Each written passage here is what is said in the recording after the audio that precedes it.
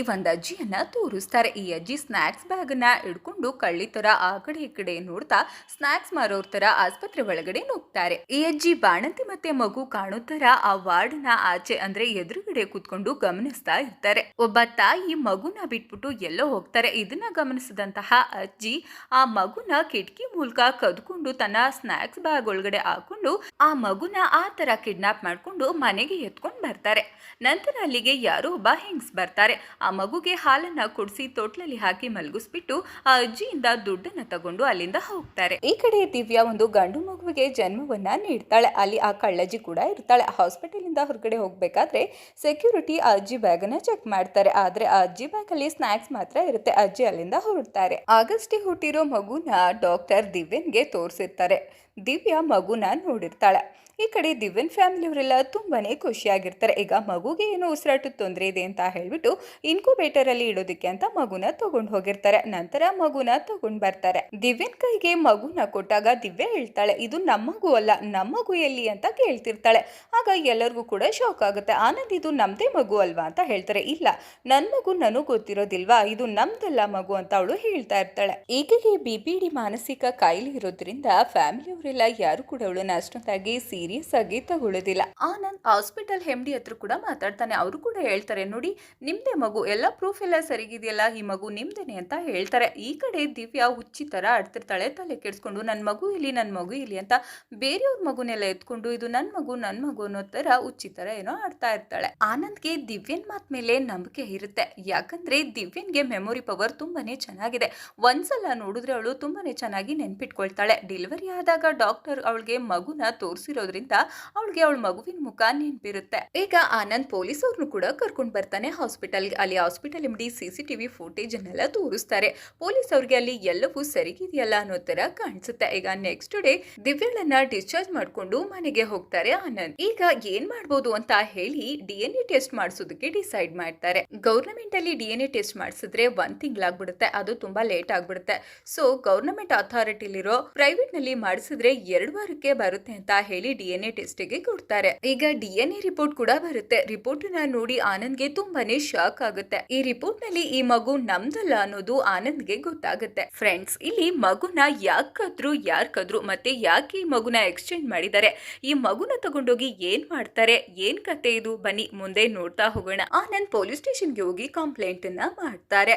ಆಗ ಅಲ್ಲಿ 3 ವಾರದಲ್ಲಿ ರಿಟೈರ್ಡ್ ಆಗ್ಬೇಕಾಗಿದ್ದ ಚಿನ್ನಸ್ವಾಮಿ ಅನ್ನೋರ್ಗೆ ಈ ಕೇಸನ್ನ ಅಸೈನ್ ಮಾಡ್ತಾರೆ. ಆ ಚಿನ್ನಸ್ವಾಮಿನವ್ರು ಹೇಳ್ತಾರೆ, ನಾಳೆ ಲಾಯರ್ ನ ಕರ್ಕೊಂಡ್ ಬಂದು ನನ್ನ ಮೀಟ್ ಮಾಡುವಂತ ಚಿನ್ನಸ್ವಾಮಿ ಅವರು ಹೇಳ್ತಾರೆ. ಆನಂದ್ ಅವ್ರ ಫ್ರೆಂಡ್ ವೆಂಕಟ್ ಲಾಯರ್ ಆಗಿರೋದ್ರಿಂದ ಆನಂದ್ ಅವರು ವೆಂಕಟ್ ಅವ್ರನ್ನ ಕರ್ಕೊಂಡು ಚಿನ್ನಸ್ವಾಮಿ ಅವರ ಮನೆಗೆ ಬರ್ತಾರೆ. ಈಗ ಚಿನ್ನಸ್ವಾಮಿ ಅವರು ಇವ್ರನ್ನ ಕರ್ಕೊಂಡು ಕ್ರೈಮ್ ಸೆಂಟರ್ ಗೆ ಹೋಗ್ತಾರೆ. ಅಲ್ಲಿ ಆನಂದ್ಗೆ ಗೊತ್ತಾಗುತ್ತೆ, ಇದೇ ತರ ಎಷ್ಟು ಮಕ್ಕಳು ಕಿಡ್ನಾಪ್ ಆಗಿರೋ ಕೇಸ್ಗಳು ತುಂಬಾ ಇದೆ ಅಂತ. ಕಳೆದ 2 ವರ್ಷದಿಂದ ಸುಮಾರು 250 ಮಕ್ಕಳು ಕಳ್ಳತನ ಆಗಿರೋದು ಆನಂದ್ಗೆ ಇಲ್ಲಿ ಗೊತ್ತಾಗುತ್ತೆ. ಅದರಲ್ಲಿ 200 ಮಕ್ಕಳು ಗಂಡು ಮಕ್ಕಳೇ ಆಗಿರುತ್ತೆ. ಈ ಗಂಡು ಮಕ್ಕಳನ್ನ ಯಾಕೆ ಕದೀತಾರೆ ಅಂತಂದ್ರೆ ಬಲಿ ಕೊಡೋದಕ್ಕೆ ಅನ್ನೋದು ಆನಂದ್ಗೆ ಇಲ್ಲಿ ಗೊತ್ತಾಗುತ್ತೆ. ಆದ್ರೆ ಪೊಲೀಸ್ ಆಫೀಸರ್ಗೆ ಒಂದು ಕನ್ಫ್ಯೂಷನ್ ಇರುತ್ತೆ. ಮಗುನ ಕದಿಯೋದು ಸರಿ, ಆದ್ರೆ ಇವ್ರ ಮಗುನ ಕದ್ದು ಬೇರೆ ಮಗುನ ಯಾಕೆ ಇಟ್ಟೋಗಿದ್ದಾರೆ ಅನ್ನೋದು ಪೊಲೀಸ್ ಅವ್ರಿಗೆ ಅರ್ಥ ಆಗ್ತಿರಲ್ಲ. ಆನಂದ್ ಮಗು ಕಾಣಿಯಾಗಿ 5 ದಿನ ಆಗಿರುತ್ತೆ. ಆ 5 ದಿನದಲ್ಲಿ ಅಮಾವಾಸ್ಯೆ ಕೂಡ ಬಂದ್ ಹೋಗಿರುತ್ತೆ. ಆಗ ಆನಂದ್ಗೆ ಅನ್ಸುತ್ತೆ, ನನ್ ಮಗುನು ಕೂಡ ಬಲಿ ಕೊಟ್ಟಿರಬಹುದಾ ಅಂತ ಹೇಳಿ ತನ್ನ ಮಗುನ ನೆನ್ಪು ಮಾಡ್ಕೊಂಡು ಜೋರಾಗಿ ಅಳ್ತಾ ಇರ್ತಾನೆ. ಈ ಕಡೆ ಪೊಲೀಸ್ ಆಫೀಸರ್ ಚಿನ್ನಸ್ವಾಮಿ ಅವರಿಗೆ ಆಟೋ ಡ್ರೈವರ್ ಒಬ್ಬ ಕಾಲ್ ಮಾಡ್ತಾನೆ. ಆಗ ಪೊಲೀಸ್ ಆಫೀಸರ್ ಹೇಳಿ ಕುಮಾರ್ ಅಂತ ಹೇಳ್ತಾರೆ, ಕಾಲನ್ನ ಪಿಕ್ ಮಾಡಿ. ಆಗ ಅವರು ಹೇಳ್ತಾರೆ, ಸರ್ ಇಲ್ಲೊಂದು ಬಲಿ ಕೊಡೋ ಪ್ರೋಗ್ರಾಮ್ ಇದೆ ಅಂತ ಹೇಳ್ತಾರೆ. ಎಲ್ಲಿ ಅಂತ ಪೊಲೀಸ್ ಆಫೀಸರ್ ಕೇಳಿದಕ್ಕೆ ಬಾರ್ಡರ್ ತೋಟದಲ್ಲಿ ಹಂಗಂತ ಇಲ್ಲಿ ಮಾತಾಡ್ತಾ ಇದ್ರು ಅಂತ ಹೇಳ್ತಾನೆ. ಈಗ ಪೊಲೀಸ್ ಆಫೀಸರ್ ಚಿನ್ನಸ್ವಾಮಿ ಅವರು ಆನಂದನ ಕರ್ಕೊಂಡು ಬಲಿ ಕೊಡೋ ಜಾಗಕ್ಕೆ ಕರ್ಕೊಂಡು ಹೋಗ್ತಾರೆ. ಇನ್ನೇನು ಮಗುನ ಬಲಿ ಕೊಡ್ಬೇಕು ಅಷ್ಟರಲ್ಲಿ ಆನಂದ್ ಅಲ್ಲಿರೋರ್ಗೆಲ್ಲ ಚೆನ್ನಾಗಿ ಹೊಡೆದು ಫೈಟ್ ಮಾಡಿ ಆ ಮಗುನ ಕಾಪಾಡ್ತಾರೆ. ಆದ್ರೆ ಆ ಮಗು ನಮ್ದಲ್ವಾ ಅನ್ನೋದು ಆನಂದ್ಗೆ ಗೊತ್ತಾಗೋದಿಲ್ಲ. ನಂತರ ಆ ಮಗುವನ್ನ ದಿವ್ಯಾ ಹತ್ರ ತಗೊಂಡ್ ಬರ್ತಾರೆ. ದಿವ್ಯಾ ಮಗುವನ್ನ ನೋಡಿ, ಈ ಮಗು ತುಂಬಾನೇ ದಪ್ಪ ಇದೆ, ಇದು ನಮ್ಮ ಮಗು ಅಲ್ಲ, ನಮ್ಮ ಮಗುನೇ ಬೇರೆ ಅಂತ ಹೇಳ್ತಾಳೆ. ಬಿಕಾಸ್ ಇವಳು ಮಗು ಮುಖನ ನೋಡಿರೋದ್ರಿಂದ ಇದು ಇವಳ ಮಗು ಇಲ್ಲ ಇವಳ ಮಗು ಅಲ್ಲ ಅನ್ನೋದು ಇವಳಿಗೆ ಮಾತ್ರ ಗೊತ್ತಾಗ್ತಿರುತ್ತೆ. ಆನಂದ್ ಮತ್ತೆ ಪೊಲೀಸ್ ಆಫೀಸರ್ ಮತ್ತೆ ಹಲವಾರು ಕಡೆ ಮಗುಗಳನ್ನ ಹುಡುಕ್ತಾರೆ. ಆದ್ರೆ ಆನಂದ್ ಮಗು ಎಲ್ಲೂ ಸಿಗೋದಿಲ್ಲ. ಈ ಕಡೆ ಪೊಲೀಸ್ ಆಫೀಸರ್ ಚಿನ್ನಸ್ವಾಮಿ ಅವರ ಹೆಂಡತಿ, ನಿಮ್ಗೆ ಯಾಕ್ರಿ ಇದೆಲ್ಲ, ಇನ್ ಸ್ವಲ್ಪ ದಿನದಲ್ಲೇ ರಿಟೈರ್ಡ್ ಆಗ್ಬಿಡ್ತಿರಲ್ಲ, ಬಿಟ್ಬಿಡಿ ಅಂತ ಹೇಳ್ತಾರೆ. ಆಗ ಚಿನ್ನಸ್ವಾಮಿ ಅವರು ಹೇಳ್ತಾರೆ, ನನ್ಗೆ ರಿಟೈರ್ಡ್ ಆಗೋದಕ್ಕೆ ಇನ್ 10 ದಿನ ಇದೆ, ಇದು ಮಗು ವಿಚಾರ ಅಲ್ವಾ, ನನ್ಗೆ ಕೈ ಬಿಡೋದಕ್ಕೆ ಇಷ್ಟ ಆಗ್ತಿಲ್ಲ, ನಾನು ರಿಟೈರ್ಡ್ ಆಗೋದ್ರೊಳಗೆ ಈ ಕೇಸನ್ನ ಹೇಗಾದ್ರೂ ಮಾಡಿ ಸಾಲ್ವ್ ಮಾಡ್ಬೇಕು ಅಂತ ಹೇಳ್ತಿರ್ತಾರೆ. ಈಗ ಆನಂದ್ ಕೇಸ್ ಕೋರ್ಟ್ಗೆ ಬರುತ್ತೆ. ಅಲ್ಲಿ ಲಾಯರ್ ಹೇಳ್ತಾರೆ, ಇದು ತುಂಬಾನೇ ರಿಪೀಟೆಡ್ ಹಾಸ್ಪಿಟಲ್, ಮಗು ಹುಟ್ಟಾಗಿಂದ ನಿಮ್ಗೆ ಹ್ಯಾಂಡ್ ಓವರ್ ಮಾಡೋ ತನಕ ಎಲ್ಲ ಪ್ರೂಫ್ ಸರಿಗಿದೆ ಅಂತ ಹೇಳ್ತಿರ್ತಾರೆ. ಆನಂದ್ ಆಗ ಇಲ್ಲ, ನಮ್ಮ ಮಗು ಎಕ್ಸ್ಚೇಂಜ್ ಆಗಿದೆ, ಬೇಕಿದ್ರೆ DNA ರಿಪೋರ್ಟ್ ನೋಡಿ, ಇದು ನಮ್ದಲ್ಲ ಅಂತ ತೋರಿಸ್ತಿದೆ ಅಂತ ಹೇಳ್ತಾರೆ. ಆಗ ಕೋರ್ಟ್ ಅವರು ಹಾಸ್ಪಿಟಲ್ ಅವ್ರಿಗೆ ಕಾಲ್ ಮಾಡಿ ಪೊಲೀಸ್ ಅವ್ರಿಗೆ ಎಂಕ್ವೈರಿಗೆ ಕೋಆಪರೇಟ್ ಮಾಡಿ ಅಂತ ಹೇಳ್ತಾರೆ. ಈ ಕಡೆ ದಿವ್ಯಾ ಸಿಟ್ ಮಾಡ್ಕೊಳ್ತಾಳೆ. ನಿನ್ಗೆ ನನ್ ಮಾತಿನ ಮೇಲೆ ನಂಬಿಕೆ ಇಲ್ಲ ಅಲ್ವಾ, DNA ರಿಪೋರ್ಟ್ ಬಂದ್ಮೇಲೆ ಇದು ನಮ್ಮ ಮಗು ಅಲ್ಲ ಅನ್ನೋದು ನಿನ್ಗೆ ಅರ್ಥ ಆಯ್ತಾ ಅನ್ನೋ ತರ ಸಿಟ್ ಮಾಡ್ಕೊಳ್ತಿರ್ತಾಳೆ. ನೆಕ್ಸ್ಟ್ ಡೇ ಚಿನ್ನಸ್ವಾಮಿ, ಆನಂದ್ ಮತ್ತೆ ಅವರ ಫ್ರೆಂಡ್ಸ್ ಎಲ್ಲರೂ ಕೂಡ ಆಸ್ಪತ್ರೆ ಮತ್ತೆ ಆಸ್ಪತ್ರೆ ಅಕ್ಕಪಕ್ಕ ಇರೋ ಅಂಗಡಿಗಳಲ್ಲಿರೋ CCTVಗಳನ್ನ ತಗೊಂಡು ಕಂಟ್ರೋಲ್ ಯೂನಿಟ್ಗೆ ಕೊಡ್ತಾರೆ. ಅಲ್ಲಿ ಮಗುನ ಎತ್ಕೊಂಡು ಹೋಗಿರೋ ತರ ಯಾವುದೇ ವಿಡಿಯೋ ಸಿಗೋದಿಲ್ಲ. ಮತ್ತೆ ಪೊಲೀಸ್ ಆಫೀಸರ್ ಆಸ್ಪತ್ರೆಯಲ್ಲೂ ಕೂಡ ಬಂದು ಎಲ್ಲಾ ತರ ಎಂಕ್ವೈರಿ ಮಾಡ್ತಾರೆ. ಬಟ್ ನೋ ಯೂಸ್, ಅಲ್ಲೂ ಕೂಡ ಯಾವುದೇ ರೀತಿ ಮಾಹಿತಿ ಸಿಗೋದಿಲ್ಲ. ಚಿನ್ನಸ್ವಾಮಿ ಆನಂದ್ ಅವ್ರನ್ನ ಕರ್ಕೊಂಡು ಜೈಲಲ್ಲಿರೋ ಸೆಲ್ವಂ ಅನ್ನೋ ವ್ಯಕ್ತಿನ ಭೇಟಿ ಆಗ್ತಾರೆ. ಆ ವ್ಯಕ್ತಿನ ಇವರು ಕೇಳ್ತಾರೆ, ಜೈಲಲ್ಲಿ ಯಾರಾದ್ರೂ ಹೊರ್ಗಡೆಯಿಂದ ಹೋಗಿರೋರು ಮಕ್ಕಳನ್ನ ಕದ್ದು ಎಕ್ಸ್ಚೇಂಜ್ ಮಾಡಿರೋರು ನಿನ್ಗೇನಾದ್ರೂ ಗೊತ್ತಾ ಅಂತ ಕೇಳ್ತಾರೆ. ಅವನು ಅದೆಲ್ಲ ನನಗೆ ಗೊತ್ತಿಲ್ಲ, ಜೈಲಲ್ಲಿ ಒಂದ್ ಸುದ್ದಿ ನಡೀತಾ ಇದೆ, ಯಾರನ್ನೋ ಮರ್ಡರ್ ಮಾಡೋ ಬಗ್ಗೆ ಅಂತ ಹೇಳ್ತಾನೆ. ಈಗ ಚಿನ್ನಸ್ವಾಮಿ ಅವರು ಆಗಷ್ಟೇ ಜೈಲಿನಿಂದ ರಿಲೀಸ್ ಆಗಿರೋ ಗಜ ಅನ್ನೋರ್ ಬಳಿ ಬರ್ತಾರೆ. ಈ ಗಜ ಟೀಮ್ ಆ ಏರಿಯಾದಲ್ಲಿ ನಡೆಯೋ ಕೊಲೆ, ಸುಲಿಗೆ, ಕಿಡ್ನಾಪ್, ಸ್ಮಗ್ಲಿಂಗ್ ಇನ್ನಿತರ ಕೆಟ್ಟ ಕೆಲಸಗಳನ್ನ ಮಾಡೋದಾಗಿರುತ್ತೆ. ಚಿನ್ನಸ್ವಾಮಿ ಅವರು ಗಜವ್ರನ್ನ ಕಡೆಯವ್ರನ್ನೆಲ್ಲ ವಿಚಾರಿಸ್ತಾರೆ, ಆಗಸ್ಟ್ ಹುಟ್ಟಿರೋ ಮಗುನ ಏನಾದ್ರೂ ನೋಡಿದ್ರ ಅಂತ. ಇಲ್ಲ, ನಾವು ಆಸ್ಪತ್ರೆಲೆಲ್ಲ ಮಕ್ಕಳನ್ನ ಕದಿಯಲ್ಲ ಅಂತ ಗಜನ್ ಕಡೆಯವ್ರು ಹೇಳ್ತಿರ್ತಾರೆ. ಹಾಗೆ ಗಜನ್ ಕಡೆಯವ್ರ ಹತ್ರನೂ ಕೂಡ ಕೆಲವೊಂದು ಮಕ್ಳಿರೋದನ್ನ ಪೊಲೀಸ್ಗೆ ತೋರಿಸ್ತಾರೆ. ಈ ಮಕ್ಳೆಲ್ಲ 3 ವರ್ಷದ ಮೇಲ್ಪಟ್ಟ ಮಕ್ಕಳಾಗಿರುತ್ತೆ. ಈ ಮಕ್ಕಳನ್ನ ನಾರ್ತ್ ಸೈಡ್ಗೆ ಭಿಕ್ಷೆ ಬೇಡೋದಕ್ಕೆ ಕಳ್ಸ್ಕೊಡೋದಕ್ಕೆ ಅಂತ ಮಕ್ಕಳನ್ನ ಕಿಡ್ನಾಪ್ ಮಾಡಿ ಈ ಗ್ಯಾಂಗ್ ಅವರು ಇಟ್ಕೊಂಡಿರ್ತಾರೆ. ಇಲ್ಲೂ ಕೂಡ ಆನಂದ್ಗೆ ಅವನ ಮಗು ಸಿಗೋದಿಲ್ಲ. ಈಗ ನೆಕ್ಸ್ಟ್ ಡೇ ಚಿನ್ನಸ್ವಾಮಿ ಅವರು ಮತ್ತೆ ಹಾಸ್ಪಿಟಲ್ಗೆ ಬಂದು ಮಗು ವಿಚಾರವಾಗಿ ವಿಚಾರಣೆಯನ್ನ ಮಾಡ್ತಾರೆ. ಅಲ್ಲಿ ಇವ್ರಿಗೆ ಒಂದು ಡೌಟ್ ಬರುತ್ತೆ ಶೈಲಜಾ ಅನ್ನೋರ್ ಮೇಲೆ. ಈ ಶೈಲಜಾನೇ ಮಗುನ ಇನ್ಕ್ಯುಬೇಟರ್ಗೆ ತಗೊಂಡೋಗಿ ವಾಪಸ್ ತಗೊಂಡ್ ಬಂದಿರೋರು ಆಗಿರ್ತಾರೆ. ಚಿನ್ನಸ್ವಾಮಿ ಅವರು ಶೈಲಜಾ ಅವ್ರನ್ನ ಕರೀರಿ ಅಂತ ಹೇಳ್ತಾರೆ. ಹಾಗೆ ಹಾಸ್ಪಿಟಲ್ನವರು ಶೈಲಜಾ ಅವರು ಕೆಲಸ ಬಿಟ್ಟಿದ್ದಾರೆ, ಅವ್ರಿಗೆ ಸೌದಿಯಲ್ಲಿ ಕೆಲಸ ಸಿಕ್ಕಿದೆ ಅಂತ ಹೇಳ್ತಾರೆ. ಈಗ ನೆಕ್ಸ್ಟ್ ಚಿನ್ನಸ್ವಾಮಿ ಅವರು ಶೈಲಜಾ ಅವರ ಮನೆಗೆ ಬಂದು ಶೈಲಜಾ ಅವ್ರನ್ನ ಮಾತಾಡಿಸ್ತಾರೆ. ಶೈಲಜಾ ಹೇಳ್ತಾರೆ, ನಾನು 3 ತಿಂಗಳ ಹಿಂದೆನೆ ರೆಸಿಗ್ನೇಷನ್ ಲೆಟರ್ ಅನ್ನ ಕೊಟ್ಟಿದ್ದೀನಿ, ನನಗೆ ಸೌದಿಲಿ ಕೆಲಸ ಸಿಕ್ಕಿದೆ ಅಂತ ಹೇಳಿ ಮಾತಾಡಿಸ್ತಾರೆ. ಈ ಕಡೆ ಆನಂದ್ ಆಸ್ಪತ್ರೆಗಳಲ್ಲಿ ತನ್ನ ಮಗುನ ಹುಡುಕಾಟದಲ್ಲಿ ಸುಸ್ತಾಗಿ ಒಂದು ಕಡೆ ಕೂರ್ತಾರೆ. ಅಲ್ಲಿಗೆ ಆ ಕಳ್ಳ ಅಜ್ಜಿನೂ ಕೂಡ ಬ್ಯಾಗ್ ನಲ್ಲಿ ಮಗುನ ಹಾಕೊಂಡು ಅಲ್ಲಿಗೆ ಬರ್ತಾರೆ. ಆನಂದ್ ಹತ್ರನೇ ಸ್ವಲ್ಪ ನೀರ್ ಕೊಡಪ್ಪ ಅಂತ ಹೇಳಿ ನೀರು ಇಸ್ಕೊಂಡು ಕುಡಿತಾರೆ. ನಂತರ ಆನಂದ್ ಆ ಅಜ್ಜಿಗೆ ಬ್ಯಾಗ್ ಅನ್ನ ಎತ್ತಿ ಕೊಡ್ತಾರೆ. ಆಗ ಇವನ್ಗೆ ಫ್ಲಾಶ್ ಆಗುತ್ತೆ, ಅಜ್ಜಿ ಮುಂದೆ ನಡ್ಕೊಂಡು ಹೋಗ್ತಾ ಇರ್ತಾರೆ. ಅಲ್ಲ, ಸ್ನಾಕ್ಸ್ ಇರೋ ಬ್ಯಾಗು ಇಷ್ಟೊಂದು ತೂಕ ಹೇಗ್ ಬರುತ್ತೆ ಅಂತ ಅನ್ಕೊಂಡು ಅಜ್ಜಿ ಕಡೆನೇ ನೋಡ್ತಾ ಇರ್ತಾನೆ. ಅಜ್ಜಿ ನಡ್ಕೊಂಡು ಹೋಗ್ತಾ ಇರುತ್ತೆ. ಆಗ ಅಜ್ಜಿ ಬ್ಯಾಗ್ ಅಲ್ಲಿ ಮಗು ಇರೋದ್ರಿಂದ ಮಗು ಕೈಯನ್ನ ಮೇಲಕ್ಕೆ ಎತ್ತುತ್ತೆ. ಅವನು ಅದನ್ನ ನೋಡ್ತಾನೆ. ನಂತರ ಅವನು ಅಜ್ಜಿನ ಫಾಲೋ ಮಾಡ್ಕೊಂಡು ಹೋಗ್ತಾನೆ. ಈ ಅಜ್ಜಿ ಆ ಮಗು ಇರೋ ಬ್ಯಾಗ್ ನ ಮನೆಗೆ ತಗೊಂಡ್ ಬರ್ತಾರೆ. ಆನಂದ್ ಈ ಅಜ್ಜಿನ ಫಾಲೋ ಮಾಡ್ಕೊಂಡು ಬಂದಿರ್ತಾರೆ. ನಂತರ ಆ ಅಜ್ಜಿ ಮನೆಗೆ ಒಂದು ಲೇಡಿ ಬಂದು ಮಗುಗೆ ಹಾಲನ್ನ ಕುಡಿಸ್ತಾರೆ. ಹಾಗೆ ಅಲ್ಲಿಗೆ ಶೇಖರ್ ಬಂದು ಮಗು ಇರೋ ಬ್ಯಾಗ್ನ ಎತ್ಕೊಂಡು ಕನ್ಸ್ಟ್ರಕ್ಷನ್ ನಡೀತಾ ಇರೋ ಒಂದು ಬಿಲ್ಡಿಂಗ್ ಹತ್ರ ಹೋಗ್ತಾರೆ. ಈ ಶೇಖರ್ ಅವ್ರನ್ನ ಆನಂದ್ ಅವರು ಕೂಡ ಫಾಲೋ ಮಾಡ್ಕೊಂಡು ಹೋಗ್ತಾರೆ. ಹಾಗೆ ಚಿನ್ನಸ್ವಾಮಿ ಅವ್ರಿಗೂ ಕೂಡ ಇದ್ರ ಬಗ್ಗೆ ವಿಷಯನ ಮುಟ್ಟಿಸ್ತಾರೆ. ಮಗುನ ಕಾಪಾಡಬೇಕು ಅಂತ ಶೇಖರ್ ಅವ್ರನ್ನ ಫಾಲೋ ಮಾಡ್ಕೊಂಡು ಬಂದ ಆನಂದ್ ಶೇಖರ್ ಗ್ಯಾಂಗ್ ಕೈಲಿ ಸಿಕ್ಕಾಕೊಳ್ತಾರೆ. ಆನಂದ್ ಶೇಖರ್ ಅವ್ರ ಗ್ಯಾಂಗ್ ಜೊತೆ ಫೈಟ್ ಮಾಡ್ತಾ ಇರ್ಬೇಕಾದ್ರೆ ಚಿನ್ನಸ್ವಾಮಿ ಅವರು 4 ಜನ ಕಾನ್ಸ್ಟೇಬಲ್ ಹಾಕೊಂಡ್ ಬಂದು ಗನ್ಗಳನ್ನು ಕೂಡ ತಗೊಂಡ್ ಬಂದು ಶೇಖರ್ ಅವ್ರನ್ನ ಹಿಡ್ಕೊಳ್ತಾರೆ. ಶೇಖರ್ ಅವ್ರನ್ನ ಕೇಳ್ತಾರೆ, ಈ ಮಗುನ ಯಾರಿಗೆ ತಗೊಂಡು ಹೋಗ್ತಿದೆ ಅಂತ. ಆದ್ರೆ ಶೇಖರ್ ಅವರು ಏನು ಕೂಡ ಬಾಯಿ ಬಿಡೋದಿಲ್ಲ. ನೆಕ್ಸ್ಟ್ ಶೇಖರ್ ಅವ್ರಿಗೆ ಒಂದು ಫೋನ್ ಕಾಲ್ ಬರುತ್ತೆ. ಹಾಗೆ ಬಿಲ್ಡಿಂಗ್ ಹತ್ರ ಒಂದು ಕಾರ್ ಕೂಡ ಬರುತ್ತೆ. ಆನಂದ್ ಮಗು ಇರೋ ತರ ಒಂದು ಬಟ್ಟೆನ ಸುತ್ತಿ ಶೇಖರ್ಗೆ ಕೊಟ್ಟು ಕಳಿಸ್ತಾರೆ. ಶೇಖರ್ ಕಾರ್ ಹತ್ರ ಹೋಗ್ತಾನೆ. ಆ ಬಟ್ಟೆನ ಎಸ್ಬಿಟ್ಟು ಕಾರಲ್ಲಿರೋನ್ಗೆ ನೀನು ತಪ್ಪಿಸ್ಕೊ ಅಂತ ಹೇಳ್ತಾರೆ. ಆಗ ಆನಂದ್ ಅವರು ಗೇಟ್ ನ ಕ್ಲೋಸ್ ಮಾಡ್ತಾರೆ. ಕಾರ್ ನಲ್ಲಿದ್ದ ಮೂರ್ತಿಯನ್ನ ಹಿಡ್ಕೊಂಡು ಇವರು ಒಂದು ಜಾಗಕ್ಕೆ ಹೋಗ್ತಾರೆ. ಮೂರ್ತಿನ ಆನಂದ್ ಆಗಿ ಚಿನ್ನಸ್ವಾಮಿ ಅವರು ಎಷ್ಟೇ ವಿಚಾರಣೆ ಮಾಡಿದ್ರು ಕೂಡ ಮಗುನ ಎಲ್ಲಿ ತಗೊಂಡು ಹೋಗ್ತಿದೆ ಅಂತ ಕೇಳಿದ್ರೆ ಅವನು ಬಾಯಿ ಬಿಡ್ತಾ ಇರೋದಿಲ್ಲ. ಮೂರ್ತಿ ಕೆಳಗಡೆ ಶೇಖರ್ ಕೆಳಗಡೆ ಅಜ್ಜಿ ಮತ್ತೆ ಹಾಸ್ಪಿಟಲ್ ನಲ್ಲಿರೋ ನರ್ಸ್ ಶೈಲಜಾ, ಇಷ್ಟು ಜನರನ್ನ ಅರೆಸ್ಟ್ ಮಾಡಿ ಎತ್ತಾಕೊಂಡು ಬಂದಿರ್ತಾರೆ ಚಿನ್ನಸ್ವಾಮಿ ಅವರು. ಶೈಲಜಾನ ವಿಚಾರಣೆ ಮಾಡ್ಬೇಕಾದ್ರೆ ನಮ್ಗೆ ಎಲ್ಲಿ ಗೊತ್ತಾಗುತ್ತೆ, ಶೈಲಜಾ ಮತ್ತೆ ಅವ್ರ ಸಿಸ್ಟರ್ ಇಬ್ರು ಟ್ವಿನ್ಸ್ ಇರ್ತಾರೆ. ಇಬ್ರು ಒಂದೇ ತರ ಇರೋದ್ರಿಂದ ಇವರು ಮಗುನ ಇನ್ಕ್ಯುಬೇಟರ್ಗೆ ತಗೊಂಡು ಹೋಗ್ತೀನಿ ಅಂತ ಹೇಳಿ ಮಗುನ ಎಕ್ಸ್ಚೇಂಜ್ ಮಾಡಿರ್ತಾಳೆ ಈ ಶೈಲಜಾ. ಮತ್ತೆ ಈ ಕೆಲಸ ಮಾಡಿದ್ರೆ ನನ್ನನ್ನ ಫಾರಿನ್ ಫ್ರೀ ಆಗಿ ಹೋಗೋದಕ್ಕೆ ವ್ಯವಸ್ಥೆ ಮಾಡ್ತೀನಿ ಅಂತ ಹೇಳಿದ್ರು, ಅದಕ್ಕೆ ನಾನು ಈ ತರ ಮಗುನ ಎಕ್ಸ್ಚೇಂಜ್ ಮಾಡಿದೆ ಅಂತ ಹೇಳ್ತಾಳೆ. ಹಾಗೆ ಈ ಕಡೆ ಅಜ್ಜಿಯನ್ನು ಕೂಡ ವಿಚಾರಣೆ ಮಾಡ್ತಾ ಹೇಳ್ತಾರೆ. ಆದ್ರೆ ಈ ಅಜ್ಜಿ ಸ್ವಲ್ಪನೂ ಎದುರುದೇ ಇಲ್ಲ. ನಾನೇನೋ ದೊಡ್ಡ ಸಾಧನೆ ಮಾಡಿದೀನಿ ಅನ್ನೋ ತರ ದೊಡ್ಡದಾಗಿ ಭಾಷಣ ಬಿಗಿತಾ ಇರ್ತಾರೆ. ನಾನು ಈ ಕೆಲ್ಸನ ನನ್ಗೆ 8ನೇ ವಯಸ್ಸಿದ್ದಾಗಿಂದ ಶುರು ಮಾಡಿದೀನಿ. ನಾನು ಅಷ್ಟಕ್ಕೂ ಮಗುನ ಅವತ್ತು ಕದ್ಕೊಂಡು ಹೋಗಿಲ್ಲ, ಬೇರೆ ಕಡೆಯಿಂದ ಕದ್ದು ತಂದು ಕೊಟ್ಟಿದ್ದು ಅಷ್ಟೇ. ನನ್ನನ್ನ ಕಳ್ಳಿ ಅಂತ ಕರಿಬೇಡಿ, ಇದು ನನ್ ಕೆಲ್ಸ ಅಂತ ಹೇಳ್ತಾಳೆ. ನಂತರ ಚಿನ್ನಸ್ವಾಮಿ ಅವರು ಎಲ್ಲಿಂದ ಕದ್ಕೊಂಡ್ ಬಂದೆ ಅಂತ ಕೇಳ್ತಾರೆ. ಆಗ ಅವಳು ಇಂಥ ಆಸ್ಪತ್ರೆ, ಇಂಥ ವಾರ್ಡು ಮತ್ತೆ ಇಷ್ಟನೇ ಬೆಡ್ ಅಲ್ಲಿ ನಾ ಕದ್ದೆ ಅಂತ ಹೇಳ್ತಾಳೆ. ಅಜ್ಜಿ ನಾ ಕದ್ದು ತಂದೆ ಅಂತ ಹೇಳಿದ್ದು ಆನಂದ್ ಹತ್ರ ಇದೆಯಲ್ಲ, ಆ ಮಗುವಿನ ಬಗ್ಗೆ. ಈಗ ಚಿನ್ನಸ್ವಾಮಿ ಅವರು ಆ ಮಗುವಿನ ಅಡ್ರೆಸ್ ಅನ್ನ ಕಲೆಕ್ಟ್ ಮಾಡ್ತಾರೆ. ನಂತರ ಆನಂದ್ ಅವರಿಗೆ ತಿಳಿಸ್ತಾರೆ, ಅವರು ನಿಮ್ಮ ಏರಿಯಾದಲ್ಲೇ ಇದ್ದಾರೆ, ನಿಮ್ಮ ಹತ್ರ ಇದೆಯಲ್ಲ ಪಟ್ಟು ಅನ್ನೋ ಮಗು, ಆ ಮಗು ಅವ್ರದ್ದೇನೆ, ಅವ್ರಿಗೆ ತಲುಪಿಸ್ಬಿಡಿ ಅಂತ ಹೇಳ್ತಾರೆ. ಆನಂದ್ ಮತ್ತೆ ದಿವ್ಯಾ ತಮ್ಮ ಹತ್ರ ಇರೋ ಮಗುವಿಗೆ ಪಟ್ಟು ಅಂತ ಹೆಸರಿಟ್ಟಿರ್ತಾರೆ. ಆನಂದ್ ಈಗ ದಿವ್ಯಾಳ ಹತ್ರ ಬಂದು ನಮ್ಮ ಮಗುನ ಅವರ ಪೇರೆಂಟ್ಸ್ ಹತ್ರ ಕೊಡ್ಬೇಕು, ಅವರ ಪೇರೆಂಟ್ಸ್ ನಮ್ಮ ಏರಿಯಾದಲ್ಲೇ ಇದ್ದಾರೆ, ಅವ್ರಿಗೆ ನಾವು ಈ ಮಗುನ ಒಪ್ಪಿಸ್ಬೇಕು ಅಂತ ಹೇಳ್ತಾರೆ. ದಿವ್ಯಾ ಇದನ್ನ ಕೇಳಿ ತುಂಬಾನೇ ಕಷ್ಟ ಆಗುತ್ತೆ, ಆದ್ರೂ ಕೂಡ ಮಗುನ ಕೊಡೋದಕ್ಕೆ ಒಪ್ತಾಳೆ. ನೆಕ್ಸ್ಟ್ ಇವರು ಪಟ್ಟುನ ಅವ್ರ ಪೇರೆಂಟ್ಸ್ ಹತ್ರ ಕೊಟ್ಟಿ ಬರ್ತಾರೆ. ಕೊಟ್ಟಿ ಬಂದ್ಮೇಲೆ ಪಟ್ಟು ಇಲ್ದೇನೆ ದಿವ್ಯಾ ತುಂಬಾನೇ ವಿಚಿತ್ರವಾಗಿ ಆಡ್ತಾ ಇರ್ತಾಳೆ, ಅಳ್ತಿರ್ತಾಳೆ, ಕೂಗ್ತಿರ್ತಾಳೆ. ದಿವ್ಯನ್ಗೆ ತಾನ್ ಹೆತ್ತ ಮಗುನೂ ಇಲ್ಲ, ಈ ಕಡೆ ತಮ್ಮ ಹತ್ರ ಇದ್ದಿದ್ದ ಸಾಕ್ತಿದ್ದಂತಹ ಪಟ್ಟು ಕೂಡ ಇಲ್ಲ. ಯಾಕಂದ್ರೆ ಪಟ್ಟು ಜೊತೆ ತುಂಬಾನೇ ಅಟ್ಯಾಚ್ಮೆಂಟ್ ಬೆಳೆದಿರುತ್ತೆ ಅವಳಿಗೆ. ಪಟ್ಟುನ ಬಿಟ್ಟು ಅವಳಿಗೆ ಇರಕ್ಕಾಗದೆ ತುಂಬಾನೇ ಒದ್ದಾಡ್ತಿರ್ತಾಳೆ, ಪಟ್ಟು ಬಗ್ಗೆನೇ ಕನ್ವರಿಸ್ತಿರ್ತಾಳೆ, ಅಳ್ತಿರ್ತಾಳೆ. ದಿವ್ಯನ್ನ ನೋಡಿ ಆನಂದ್ಗೂ ಕೂಡ ತುಂಬಾನೇ ದುಃಖ ಆಗುತ್ತೆ, ಇವರಿಬ್ರು ತುಂಬಾನೇ ಅಳ್ತಾ ಇರ್ತಾರೆ. ಈಗ ಪಟ್ಟುವಿನ ನಿಜವಾದ ಅಮ್ಮ ಕಾಲ್ ಮಾಡ್ತಾಳೆ ದಿವ್ಯಾಳಿಗೆ. ಕಾಲ್ ಮಾಡ್ಬಿಟ್ಟು, ಅಕ್ಕ ನಾನು ದೇವ್ರಿಗೆ ಒಂದು ಅರ್ಕೆ ಕಟ್ಕೊಂಡಿದ್ದೆ, ನನ್ ಮಗು ಸಿಕ್ಕಿದ್ರೆ ದೇವಸ್ಥಾನಕ್ಕೆ ಬರ್ತೀನಿ ಅಂತ. ನೆನ್ನೆ ಅಷ್ಟೇ ಅರ್ಕೆ ಕಟ್ಕೊಂಡೆ, ಆದ್ರೆ ನಾಳೆಗೆ ನೀವು ನನ್ಗೆ ಪಟ್ಟುನ ತಂದ್ಕೊಟ್ರಿ, ನೀವು ಕೂಡ ನಮ್ ಜೊತೆ ದೇವಸ್ಥಾನಕ್ಕೆ ಬನ್ನಿ, ಆ ದೇವಸ್ಥಾನದಲ್ಲಿ ಅರ್ಕೆನ ಕಟ್ಕೊಳ್ಳಿ, ನಿಮ್ಮಗೂ ಕೂಡ ಸಿಗ್ಬೋದು ಅಂತ ಫೋನ್ ಮಾಡಿ ದಿವ್ಯಾಳನ್ನ ಕರಿತಿರ್ತಾಳೆ. ದಿವ್ಯಾ ಆನಂದನ ಕೂಡ ಕೇಳ್ತಿರ್ತಾಳೆ, ನಮ್ಮ ಮಗು ಎಲ್ಲಿ, ನಮ್ಮ ಮಗು ಏನಾಯ್ತು, ನಮ್ಮ ಮಗುನ ಹುಡುಗು ತರ ನಾಟಕ ಮಾಡ್ತಾ ಇದೀಯ ಅಂತ ಆನಂದನ ಪ್ರಶ್ನೆ ಮಾಡ್ತಿರ್ತಾಳೆ.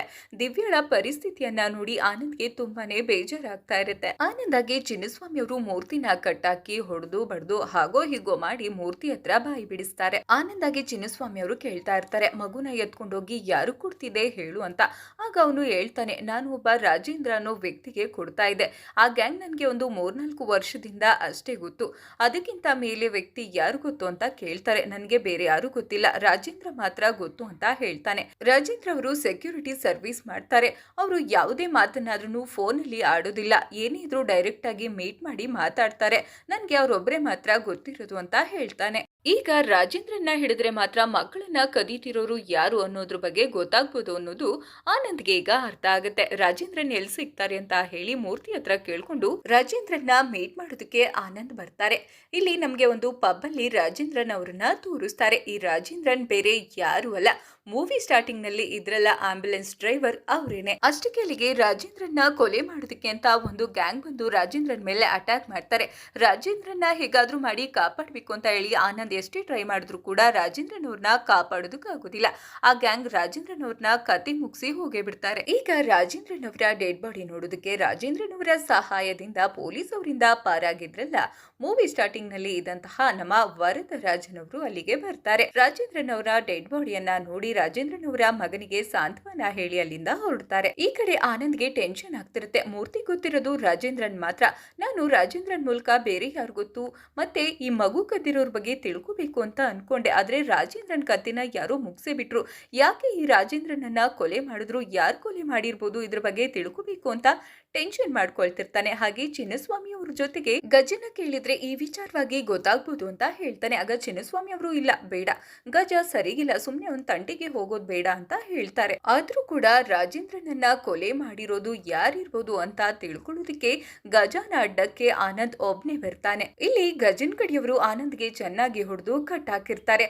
ಹಾಗೆ ಚಿನ್ನಸ್ವಾಮಿ ಅವ್ರಿಗೂ ಕೂಡ ಈ ವಿಷಯನ ಮುಟ್ಟಿಸ್ತಾರೆ. ಚಿನ್ನಸ್ವಾಮಿ ಅವ್ರಿಗೆ ಕಾಲ್ ಮಾಡಿ ಹೇಳಿದಾಗ ಹೌದಾ ಸರಿ ಬರ್ತೀನಿ ಅಂತ ಹೇಳಿ ಗಜನ ಅಡ್ಡಕ್ಕೆ ಚಿನ್ನಸ್ವಾಮಿ ಅವರು ಬರ್ತಾರೆ. ಚಿನ್ನಸ್ವಾಮಿ ಅವರು ಗಜ ಅವ್ರಿಗೆ ರಿಕ್ವೆಸ್ಟ್ ಮಾಡ್ಕೊಳ್ತಾರೆ, ಆನಂದ್ಗೆ ಏನೋ ಗೊತ್ತಾಗಿಲ್ಲ, ಬಂದು ನಿಮ್ಮನ್ನ ಕೇಳ್ಬಿಟ್ಟಿದ್ದಾನೆ, ಪ್ಲೀಸ್ ಆನಂದನ ಬಿಟ್ಬಿಡು ಅಂತ ಕೇಳ್ಕೊಳ್ತಿರ್ತಾರೆ. ಈ ಕಡೆ ಆನಂದ್ಗೆ ಅರ್ಥ ಆಗುತ್ತೆ, ನಾನು ರಾಜೇಂದ್ರನ್ನ ಯಾರು ಕೊಂದಿರ್ಬೋದು ಅಂತ ನಿಮ್ಮನ್ನ ಕೇಳೋದಕ್ಕೆ ಅಂತ ಬಂದೆ, ಆದ್ರೆ ನೀವು ನನ್ನನ್ನೇ ಕಟ್ ಹಾಕಿದ್ದೀರಾ ಅಂತಂದ್ರೆ ನನ್ಗೆ ಅರ್ಥ ಆಯ್ತು, ರಾಜೇಂದ್ರನ್ನ ನೀವೇ ಕೊಲೆ ಮಾಡಿದೀರಾ ಅನ್ನೋದು ಆನಂದ್ಗೆ ಅರ್ಥ ಆಗುತ್ತೆ. ಆನಂದ್ ಈಗ ಗಜಾನ ಗ್ಯಾಂಗ್ ಜೊತೆ ಸಖತ್ ಫೈಟ್ ಮಾಡ್ತಾನೆ. ಹಾಗೆ ಈಗ ಗಜಾನ ಕತ್ತಿಗೆ ಲಾಂಗ್ ಅನ್ನ ಹಿಡ್ಕೊಂಡು ರಾಜೇಂದ್ರನ್ನ ಯಾಕೆ ಕೊಂದೆ, ನಿನ್ಗೋನ್ಗೂ ಏನ್ ಸಂಬಂಧ, ಯಾರ್ ಈ ಸುಪಾರಿನ ನೀನು ಕೊಟ್ಟಿದ್ದು ಅಂತ ಕೇಳ್ತಾನೆ. ಆಗ ಗಜ ಹೇಳ್ತಾನೆ, ಈ ಸುಪಾರಿನ ಕೊಟ್ಟಿದ್ದು ವರದರಾಜನ್. ಫ್ರೆಂಡ್ಸ್, ಈ ಕಥೆಯಲ್ಲಿ ಮೇನ್ ವಿಲ್ಲನ್ನೇ ವರದರಾಜನ್ ಆಗಿರ್ತಾನೆ. ಮಕ್ಕಳನ್ನ ಕಳ್ಳತನ ಮಾಡಿಸ್ತಿರೋದೇ ಈತ. ಇಲ್ಲಿ ನಮ್ಗೆ ವರದರಾಜನ್ ಅವರ ಫ್ಲಾಶ್ ಬ್ಯಾಕ್ ಸ್ಟೋರಿಯನ್ನ ತೋರಿಸ್ತಾರೆ. ಮೂವಿ ಸ್ಟಾರ್ಟಿಂಗ್ ನಲ್ಲಿ ತೋರಿಸ್ತಿದ್ರಲ್ಲ, ರಾಜೇಂದ್ರನ್ ಮತ್ತೆ ವರದರಾಜನ್ ಅವರು ಮಾತಾಡೋದು, ಆ ಸೀನ್ ಅನ್ನ ನಮ್ಗೆ ಇಲ್ಲಿ ತೋರಿಸ್ತಾರೆ. ಇವರಿಬ್ರು ಒಂದು ಕ್ಯಾಂಟೀನ್ ಅಲ್ಲಿ ಕೂತ್ಕೊಂಡು ಮಾತಾಡ್ತಾ ಇರ್ತಾರೆ. ಆಗ ಅಲ್ಲಿಗೆ ಇವರಿಂದ ಮಗು ಪಡ್ಕೊಂಡಲ್ಲ ವ್ಯಕ್ತಿ, ಆ ವ್ಯಕ್ತಿ ಬಂದು ಇವ್ರಿಗೆ ಚಿನ್ನಾಭರಣಗಳನ್ನ ಕೊಡ್ತಾನೆ. ಆಗ ವರದರಾಜನ್ ಅವರು ಇಲ್ಲ ನಮ್ಗೆ ಬೇಡ ಅಂತ ಹೇಳ್ತಾರೆ. ಆದ್ರೂ ಕೂಡ ಆತ ಇಲ್ಲ, ನೀವು ನಮ್ಮ ಪಾಲ್ಗೆ ದೇವ್ರಿದ್ದಂಗೆ 2 ಜೀವನ ಉಳಿಸಿದೀರಾ, ನೀವು ತಗೊಳ್ಳೇಬೇಕು ಅಂತ ಹೇಳಿ ಚಿನ್ನಾಭರಣ ಕೊಟ್ಟು ಅಲ್ಲಿಂದ ಹೊರಡ್ತಾರೆ. ಆ ಚಿನ್ನಾಭರಣಗಳನ್ನ ರಾಜೇಂದ್ರನ್ ಅವರು 2 ಭಾಗ ಮಾಡ್ತಾರೆ. ಅಂದ್ರೆ ಅವ್ರಿಗೊಂದ್ ಭಾಗ ಇವ್ರಿಗೊಂದ್ ಭಾಗ. ಹೇಗಿದ್ದಾಗ ಗವರ್ನಮೆಂಟ್ ಪೇಷಂಟ್ ಡೀಟೇಲ್ಸ್ ಗಳನ್ನ ಡಿಜಿಟಲೈಸ್ ಮಾಡಬೇಕು ಅಂತ ಹೇಳ್ತಾರೆ. ಈ ಡಿಜಿಟಲೈಸ್ ಮಾಡೋದನ್ನ ವರದರಾಜನ್ ಅವರೇ ನೋಡ್ಕೊಳ್ತಾ ಇರ್ತಾರೆ. ಹೇಗಿದ್ದಾಗ ವರದರಾಜನ್ ಅವರಿಂದ ಮಗು ಪಡೆದಿದ್ರಲ್ಲ, ಅದೇ ವ್ಯಕ್ತಿ ಬಂದು ನಮ್ ಸ್ನೇಹಿತನಿಗೂ ಕೂಡ ಒಂದು ಮಗು ಬೇಕು, 5 ಲಕ್ಷವನ್ನ ಕೊಡ್ತೀನಿ, ಇನ್ನೊಂದು ಮಗು ತಂದ್ಕೊಡಿ ಅಂತ ಹೇಳ್ತಾರೆ. ಆದ್ರೆ ವರದರಾಜನ್ ಒಪ್ತಿರಲ್ಲ. ನಂತರ 5 ಲಕ್ಷ ಕೊಡೋದಾಗಿ ಹೇಳಿದಾಗ ದುಡ್ಡಿನ ಆಸೆಗೆ ವರದರಾಜನ್ ಒಪ್ಕೊಳ್ತಾರೆ. ಹೀಗೆ ಆಸ್ಪತ್ರೆಯಿಂದ ಮಗುವನ್ನ ಕಳ್ಳತನ ಮಾಡಿಸಿ ಆ ಮಗುವನ್ನ ದೇವಸ್ಥಾನದ ಬಳಿ ಆ ವ್ಯಕ್ತಿಯನ್ನ ಕರೆಸಿ ಮಗುವನ್ನ ಕೊಡ್ತಾರೆ. ಈ ತರ ಇವರು ಡೀಲಿಂಗ್ ಅನ್ನ ಮಾಡ್ತಾ ಇರ್ತಾರೆ. ಯಾಕೆ ದೇವಸ್ಥಾನದ ಬಳಿ ಕೊಡ್ತಾರೆ ಅಂತಂದ್ರೆ, ಈ ದೇವಸ್ಥಾನಕ್ಕೆ ಮಗು ಆಗೋರು ಆಗದೆ ಇರೋರು ಎಲ್ಲಾ ತರದ ಜನರು ಬರ್ತಾ ಇರ್ತಾರೆ. ಬೇರೆ ಜಾಗದಲ್ಲಿ ಈ ತರ ಮಾಡಿದ್ರೆ ಡೌಟ್ ಬರ್ಬೋದು ಅಂತ ಹೇಳಿ ದೇವಸ್ಥಾನದ ಬಳಿನೇ ಈ ತರ ಡೀಲಿಂಗ್ ನ ಮಾಡೋದನ್ನ ನಡೆಸ್ತಾ ಇರ್ತಾರೆ. ವರದರಾಜನ್ ಅವರೇ ಮಗುವನ್ನ ಕದ್ರೆ ಸಿಕ್ಕಾಕೊಳ್ಬೋದು ಅಂತ ಹೇಳಿ ಇವರ ಕೆಳಗೆ ರಾಜೇಂದ್ರನ ಕೆಳಗೆ ಮೂರ್ತಿ ಕೆಳಗೆ ಶೇಖರ್ ಕೆಳಗೆ ಆ ಕಳ್ಳ ಅಜ್ಜಿ, ಹೀಗೆ ಒಂದು ಚೈನ್ ಲಿಂಕ್ ತರ ಒಂದು ಪ್ಲಾನ್ ಅನ್ನ ಮಾಡ್ಕೊಂಡಿರ್ತಾರೆ. ಹಾಗಾಗಿ ಆನಂದ್ ಮಗು ವಿಚಾರವಾಗಿ ಮೂರ್ತಿವರೆಗೂ ಎಲ್ಲರೂ ಸಿಕ್ಕಾಕೊಂಡಿರ್ತಾರೆ. ಇಲ್ಲಿ ರಾಜೇಂದ್ರನ್ ಕತೆನ ಮುಗಿಸಿದ್ರೆ ವರದರಾಜನ್ ಅನ್ನೋ ಹೆಸರೇ ಇಲ್ಲಿ ಯಾರಿಗೂ ಗೊತ್ತಾಗೋದಿಲ್ಲ. ಹೀಗೆ ರಾಜೇಂದ್ರನ್ ಅವ್ರನ್ನ ಸಾಯಿಸಿದ್ರೆ ಚೈನ್ ಲಿಂಕ್ ಇಲ್ಲಿಗೆ ಕಟ್ ಆಗುತ್ತೆ. ತಾನು ಸಿಕ್ಕಾಕೊಳ್ಳೋದಕ್ಕೆ ಸಾಧ್ಯನೇ ಇಲ್ಲ ಅಂತ ಅವನು ಅನ್ಕೊಂಡಿರ್ತಾನೆ. ಹೀಗೆ ವರದರಾಜನ್ ಒಂದು ಪ್ಲಾನ್ ಮಾಡ್ಕೊಂಡು ಒಂದು ಕ್ಲೌಡ್ ಕಾಂಪ್ಯೂಟಿಂಗ್ ಕಂಪನಿಯನ್ನ ಸ್ಟಾರ್ಟ್ ಮಾಡ್ಕೊಂಡು ಎಲ್ಲಾ ಹಾಸ್ಪಿಟಲ್ ಡೇಟಾನ ಕ್ಲೌಡ್ಗೆ ಮೈಗ್ರೇಟ್ ಮಾಡೋ ಹೆಸರಲ್ಲಿ ಎಲ್ಲಾ ಪೇಷಂಟ್ ಡೀಟೇಲ್ಸ್ ಗಳನ್ನ ಅವನು ಆಕ್ಸೆಸ್ ಮಾಡ್ಕೊಳ್ತಾನೆ. ಹೀಗಿದ್ದಾಗ ಒಂದಿನ ಒಂದು ಕಪಲ್ಸ್ ಬಂದು ವರದರಾಜನ್ ಹತ್ರ ನಮ್ಗೆ ಜುಲೈ 15 ಮತ್ತೆ ಬೆಳಿಗ್ಗೆ 7:30ಯಿಂದ 9:30 ಒಳಗಡೆ ವೃಷಭ ರಾಶಿ ಕಟಕ ಲಗ್ನದಲ್ಲಿ ಹುಟ್ಟೋ ಮಗುನೇ ಬೇಕು ಅಂತ ಕೇಳಿರ್ತಾರೆ. ಇದು 2 ಕೋಟಿಗೆ ಡೀಲ್ ಆಗಿರುತ್ತೆ. ವರದರಾಜನ್ಗೆ ಎಲ್ಲಾ ಪೇಷಂಟ್ ಗಳ ಡೀಟೇಲ್ಸ್ ಸಿಗೋದ್ರಿಂದ ಆ ಡೇಟ್ಗೆ ಯಾರಿಗೆ ಡೆಲಿವರಿ ಆಗುತ್ತೆ ಅನ್ನೋದನ್ನ ಲೀಸ್ಟ್ ಮಾಡ್ಕೊಂಡು ಇಟ್ಕೊಂಡಿರ್ತಾನೆ. ಆಗ ಅದೇ ಡೇಟ್ಗೆ ದಿವ್ಯಾ ಮತ್ತೆ ಆನಂದ್ ದಂಪತಿಗೆ ಒಂದು ಗಂಡು ಮಗು ಜನಿಸಿರುತ್ತೆ. ಈ ಮಗುನ ಕದಿಯೋದ್ ಬೇಡ, ಎಕ್ಸ್ಚೇಂಜ್ ಮಾಡ್ಬಿಡೋಣ ಅಂತ ಹೇಳಿ ಒಂದು ಪ್ಲಾನ್ ಅನ್ನ ಮಾಡಿರ್ತಾರೆ Varadaraj. Shailaja sister twin sister ಆಗಿರೋದ್ರಿಂದ ಆನಂದ್ ಹಾಗೆ ದಿವ್ಯಾಗೆ ಜನಿಸಿದ ಮಗುವನ್ನ ಇನ್ಕ್ಯುಬೇಟರ್ಗೆ ಇಡ್ತೀವಿ ಅಂತ ಹೇಳಿ ಶೈಲಜಾ ಅವರು ಇನ್ಕ್ಯುಬೇಟರ್ ಒಳಗಡೆ ತಗೊಂಡು ಹೋಗ್ತಾರೆ. ಇದೇ ಜಾಗಕ್ಕೆ ಮಗುನ ಎಕ್ಸ್ಚೇಂಜ್ ಮಾಡ್ಬೇಕು ಅಂತ ಅಜ್ಜಿ ಮೂಲಕ ಬೇರೆ ಆಸ್ಪತ್ರೆಯಿಂದ ಮಗುವನ್ನ ಕಳ್ಳತನ ಮಾಡಿಸಿ ಆಗ ಅಜ್ಜಿ ಆ ಮಗುವನ್ನ ಸ್ನಾಕ್ಸ್ ಮಾರೋರ್ ತರ ಒಂದು ಬ್ಯಾಗ್ಗೆ ಹಾಕೊಂಡ್ ಬಂದು ಆಸ್ಪತ್ರೆಗೆ ಬಂದಾಗ ಅಲ್ಲಿಂದ ಶೈಲಜ್ ಅವರ ಟ್ವಿನ್ ಸಿಸ್ಟರ್ ಇದ್ರಲ್ಲ, ಅವರು ಆ ಮಗುವನ್ನ ಎತ್ಕೊಂಡು ಮತ್ತೆ ಇನ್ಕ್ಯುಬೇಟರ್ ಒಳಗಡೆ ಹೋಗ್ತಾರೆ. ಹೀಗೆ ಆನಂದ್ ಅವರ ಮಗುವನ್ನ ಒಂದು ಪ್ಲಾನ್ ಮಾಡಿ ಎಕ್ಸ್ಚೇಂಜ್ ಮಾಡಿರ್ತಾರೆ ವರದರಾಜನ್. ಮತ್ತೆ ಅಲ್ಲಿಂದ ಇನ್ಕ್ಯುಬೇಟರ್ ಇಂದ ದಿವ್ಯಾ ಹಾಗೆ ಆನಂದ್ ಫ್ಯಾಮಿಲಿಗೆ ಮಗುವನ್ನ ತಂದ್ಕೊಟ್ಟಿರ್ತಾರೆ. ಆಗ ವರದರಾಜನ್ ಅವರು ಆನಂದ್ನ ಆ ಮಗುವನ್ನ 2 ಕೋಟಿಗೆ ಡೀಲ್ ಮಾಡ್ಕೊಂಡಿದ್ರಲ್ಲ, ಅವ್ರಿಗೆ ತಗೊಂಡೋಗಿ ಕೊಡ್ತಾರೆ. ಈಗ ಸ್ಟೋರಿ ಮತ್ತೆ ಪ್ರೆಸೆಂಟ್ ಗೆ ಬರುತ್ತೆ. ದಿವ್ಯಾ ಮತ್ತೆ ಆನಂದ್ ಮಗುನ ಪರ್ಚೇಸ್ ಮಾಡಿದ್ರಲ್ಲ, ಆ ದಂಪತಿಗಳು ವರದರಾಜನ್ ಅವರಿಗೆ ಕಾಲ್ ಮಾಡ್ಬಿಟ್ಟು ನಾವು ಯುಎಸ್ಗೆ ಹೋಗ್ತಾ ಇದೀವಿ, ಕೊನೆ ಸಲ ನಿಮ್ಮನ್ನ ಮೀಟ್ ಮಾಡ್ತೀವಿ, ಡೀಲಿಂಗ್ ನಡೆದಿತ್ತಲ್ಲ ಅದೇ ದೇವಸ್ಥಾನದ ಬಳಿ ಬನ್ನಿ ಅಂತ ಹೇಳ್ತಾರೆ. ವರದರಾಜನ್ ಮಗುದು ಡೀಲಿಂಗ್ ಮಾಡೋದು ಮತ್ತೆ ದಿವ್ಯಾ ಹರಕೆ ಕಟ್ಕೊಳ್ಳೋದಕ್ ಬಂದಿರೋದು 2 ಒಂದೇ ದೇವಸ್ಥಾನ ಆಗಿರುತ್ತೆ. ಈ ಕಡೆ ದಿವ್ಯಾ ಪಟ್ಟುವನ್ನ ನೋಡಿ ತುಂಬಾನೇ ಖುಷಿ ಆಗ್ತಾಳೆ. ಈಗ ದೇವಸ್ಥಾನದ ಒಳಗಡೆ ಹೋಗ್ತಾರೆ. ದಿವ್ಯಾ ಗರ್ಭಗುಡಿ ಹತ್ರ ದೇವರ ದರ್ಶನ ಮಾಡ್ಬೇಕಾದ್ರೆ ಅದೇ ಜಾಗದಲ್ಲಿ ದಿವ್ಯಾಳ ಮಗುವನ್ನ ಪರ್ಚೇಸ್ ಮಾಡಿದ್ರಲ್ಲ, ಆ ದಂಪತಿಗಳು ಮಗುವನ್ನ ಎತ್ಕೊಂಡು ಅಲ್ಲೇ ಇರೋದನ್ನ ದಿವ್ಯಾ ನೋಡ್ತಾಳೆ. ಆ ಮಗು ಅಳ್ತಾ ಇರುತ್ತೆ. ಆ ಮಗು ಅಳೋದನ್ನ ನೋಡಿ ದಿವ್ಯಾ ಮಗುನ ಎತ್ಕೊಳ್ತಾಳೆ. ಅವಾಗ ಆ ಮಗು ಅಳೋದನ್ನ ನಿಲ್ಸೇ ಬಿಡುತ್ತೆ. ಈ ಕಡೆ ಆ ಮಗುಗೆ ಆ ದಂಪತಿಗಳು ಅರ್ಚನೆಯನ್ನ ಮಾಡಿಸ್ತಾ ಇರ್ತಾರೆ. ವೃಷಭ ರಾಶಿ ಕಟಕ ಲಗ್ನ ಅಂತ. ದಿವ್ಯಾಳ ಕೈಯಲ್ಲೇ ಅವಳ ಮಗು ಇರೋದ್ರಿಂದ ಮಗುನ ಗಮನಿಸ್ತಾ ಇರ್ತಾಳೆ, ಇದು ನನ್ ಮಗು ಅಲ್ವಾ ಅಂತ. ವೃಷಭ ರಾಶಿ ಕಟಕ ಲಗ್ನ ಅಂತ ಇದ್ದ ಹಾಗೇನೆ ಅವಳಿಗೆ ನೆನಪಾಗುತ್ತೆ. ಇವಳ ಮಗು ಜನಿಸಿದ ತಕ್ಷಣ ಆಸ್ಪತ್ರೆಯಲ್ಲೆಲ್ಲ ಕಟಕ ಲಗ್ನದಲ್ಲಿ ಹುಟ್ಟಿದೆ, ಒಳ್ಳೆಗಳಿಗೆ ಅಂತ ಮಾತಾಡ್ತಿರ್ತಾರೆ. ಅದು ಇವಳಿಗೆ ನೆನಪಾಗುತ್ತೆ. ಇವಳಿಗೆ ಕನ್ಫರ್ಮ್ ಆಗುತ್ತೆ ಇದು ನಂದೇ ಮಗು ಅಂತ. ಅಷ್ಟಕ್ಕೆ ಅಲ್ಲಿಗೆ ವರದರಾಜನ್ ಬರ್ತಾನೆ. ದಿವ್ಯಾಳ ಕೈಯಲ್ಲಿದ್ದ ಮಗುವನ್ನ ಕಿತ್ಕೊಂಡು ಆ ದಂಪತಿಗಳನ್ನ ಕರ್ಕೊಂಡು ಆಚೆಗೆ ಓಡಿ ಹೋಗ್ತಾರೆ. ದಿವ್ಯಾ ಕೂಡ ಇವ್ರ ಹಿಂದೆನೆ ಓಡಿ ಹೋಗ್ತಾಳೆ. ಅಷ್ಟಕ್ಕೆ ಅಲ್ಲಿಗೆ ಗಜಾನ ಮುಖಾಂತರ ವರದರಾಜನ್ ಬಗ್ಗೆ ತಿಳ್ಕೊಂಡ ಆನಂದ್ ವರದರಾಜನ್ನ ಟ್ರೇಸ್ ಮಾಡಿಸಿ ಅವನಿರೋ ಲೊಕೇಶನ್ಗೆನೆ ಬರ್ತಾರೆ. ಅಂದ್ರೆ ದೇವಸ್ಥಾನದ ಬಳಿ ಆನಂದ್ ಬರ್ತಾರೆ. ದಿವ್ಯಾ ಆನಂದ್ಗೆ ಕೂಗಿ ಹೇಳ್ತಾಳೆ, ಆನಂದ್ ನಮ್ ಮಗು ಆನಂದ್ ಅಂತ ಹೇಳಿ ಅಳ್ತಾ ಇರ್ತಾಳೆ. ಆನಂದ್ ವರದರಾಜನ್ ಹಿಂದೆ ಓಡಿ ಹೋಗಿ ಮಗುನ ಕಿತ್ಕೊಂಡು ದಿವ್ಯಾಳ ಕೈಗೆ ಕೊಡ್ತಾನೆ. ಆನಂದಾಗೆ ವರದರಾಜನ್ ಕಡೆಯವರ ಜೊತೆ ಸಖತ್ ಫೈಟ್ ನಡೆಯುತ್ತೆ. ಆನಂದ್ ವರದರಾಜನ್ಗೆ ಹೊಡಿಬೇಕಾದ್ರೆ ಅದೇ ಜಾಗಕ್ಕೆ ಅಲ್ಲಿಗೆ ಒಂದು ಹುಡುಗ ಬಂದು ವರದರಾಜನ್ಗೆ ಚಾಕುವಿನಿಂದ ಚುಚ್ಚಿ ಸಾಯಿಸ್ಬಿಡ್ತಾನೆ. ಈ ಹುಡುಗ ಬೇರೆ ಯಾರು ಅಲ್ಲ, ರಾಜೇಂದ್ರನ್ ಮಗ. ರಾಜೇಂದ್ರನ್ನ ವರದರಾಜನ್ನೇ ಕೊಲೆ ಮಾಡಿಸಿರ್ತಾನೆ. ಇದನ್ನ ತಿಳಿದ ರಾಜೇಂದ್ರನ್ ಮಗ ವರದರಾಜನ್ನು ಕೂಡ ಸಾಯಿಸ್ಬಿಡ್ತಾನೆ. ಈಗ ದಿವ್ಯಾ ಮತ್ತೆ ಆನಂದ್ ತಮ್ಮ ಮಗುನ ಎತ್ಕೊಂಡು ಅದೇ ದೇವಸ್ಥಾನದ ಕಲ್ಯಾಣಿ ಹತ್ರ ಕೂತಿರ್ತಾರೆ. ಇಲ್ಲಿಗೆ ಈ ಮೂವಿ ಎಂಡ್ ಆಗುತ್ತೆ.